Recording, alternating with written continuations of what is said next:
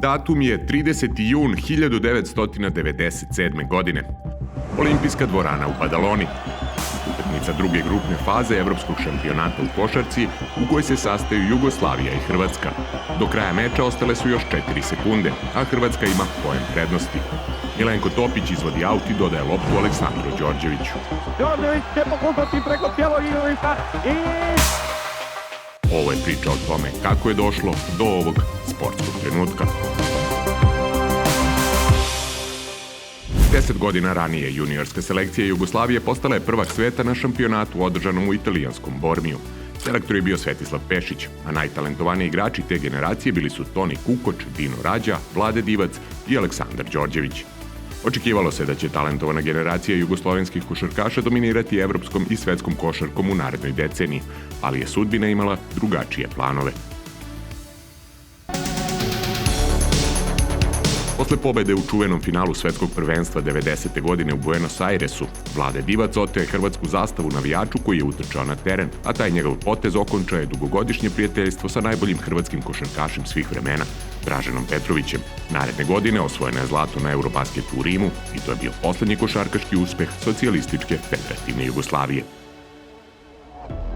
Usledile su ratne godine, a igračima iz Savezne Republike Jugoslavije zbog sankcija u narednom periodu nije dozvoljeno učešće na međunarodnim takmičenjima, dok je Hrvatska debitovala na olimpijskim igrama u Barseloni, gde je u finalu poražena od američkog Dream tima.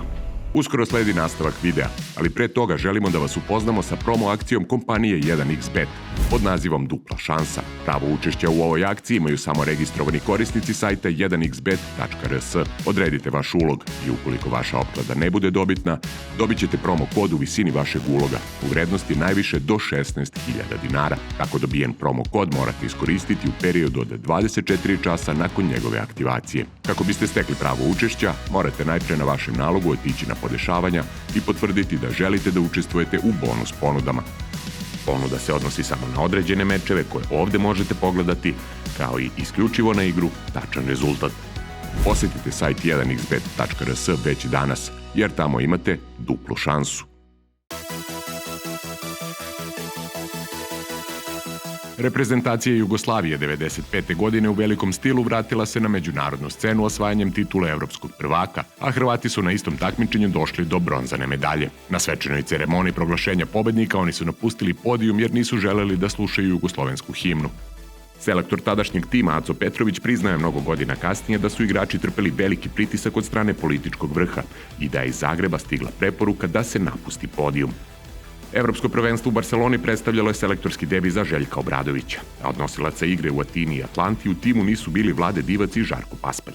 Prvak Evrope je učešće započeo ubedljivom pobedom nad Poljskom, ali i u drugom kolu doživeo poraz od Italije. Trijumfom nad Letonijom izboren je plasman u drugu grupnu fazu, gde se Jugoslavija ukrštala sa Hrvatskom.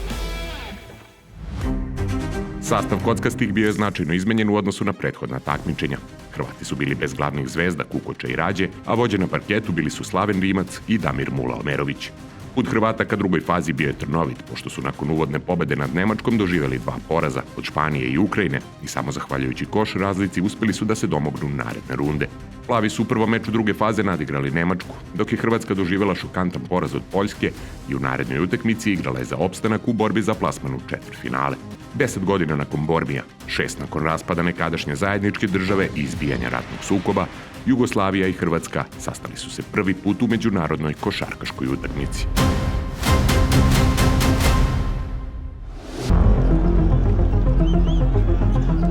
Jugoslavija je protiv podmlađene reprezentacije Hrvatske bila apsolutni favorit. Međutim, puleni selektora Obradovića nervozno su ušli u meč, pa je protivnik poveo 12-2. I pogoda Kalanovića. A prvi koš iz igre postigao je Nikola Lončar tek u 9. minutu.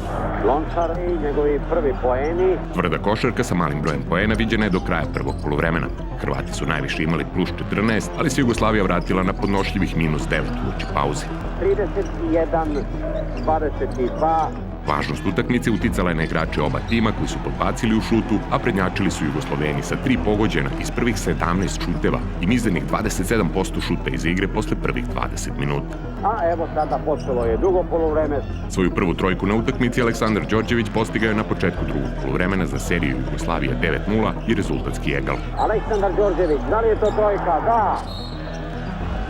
Prvo vođstvo aktualnom prvaku Evrope doneo je Milenko Topić 10 minuta pre kraja utakmice. I pogodak za naše, Milenko Topić. Na ulasku u poslednji minut Jugoslavija je došla do najveće prednosti na meču, +5. Vodstvo jugoslovenske reprezentacije. Međutim, u penal završnici Hrvatska stiže na -2 i kreće u poslednji napad. 60-59 vodstvo plavi. 4 sekunde do kraja Saša Obradović faulirao je Slavena Rimca pri šutu za 3 poena.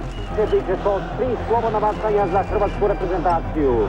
Su Hrvati imali veliku šansu da dođu do izjednačenja ili vođstva.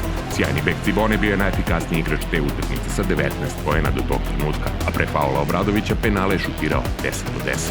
I 61-61. Ponovo je bio nepogrešiv i košarkašima Jugoslavije ostale su još 4 sekunde da daju koš i izbegnu poraz u prvom međusobnom susretu sa Hrvatskom nakon rata. 5 godina ranije Đorđević je trojkom u poslednjoj sekundi doneo Partizanu titulu prvaka Evrope u finalu Euroligi protiv Juventuda. Tako dolazimo do trenutka sa početka ove priče. Je zadnja sekunda i sa istekom napada Đorđević pogađa. Vrijedi ili ne vrijedi? Vrijedi. Po veselju Jugoslavije vrijedi.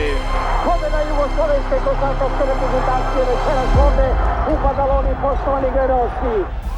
Trojka protiv Hrvata značila mi je mnogo, jer je bila prekretnica za naš srpski u ono vreme jugoslovenski košarkaški put. Ko zna šta bi bilo da je bilo obrnuto.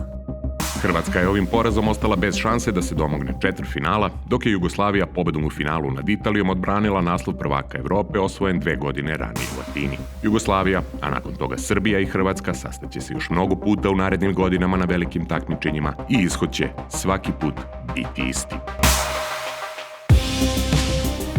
Ako vam se dopao ovaj video, kliknite like, share i subscribe. Hvala vam!